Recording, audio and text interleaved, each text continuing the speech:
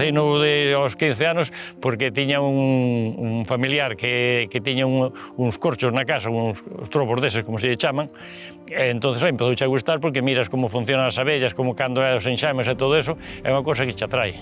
Isto telo como un hobby, eu non teño como negocio, teño como hobby. Unhas 40 colmenas, aproximadamente. Os problemas que vexo a apicultura é a barroa, é máis o problema da asiática. Este ano veu un pouco máis tarde por o problema de, non sei, do clima ou de que sea. O ano pasado xa veu un pouco máis tarde, este ano igual. Porque antes viña moito antes no mes de abril xa se miraba a cantidad asiática. Este ano empezou pois, no mes de julio. E ahora mesmo está en pleno apogeo porque deben ter os nidos cheos de cría porque están desesperadas.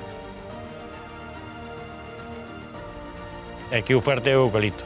Ahora mesmo hai unhas plantacións aquí de castaño, pero ainda son moi novas, que no seu día pois darán o seu fruto, ahora empeza a haber algo, pero moi pouco.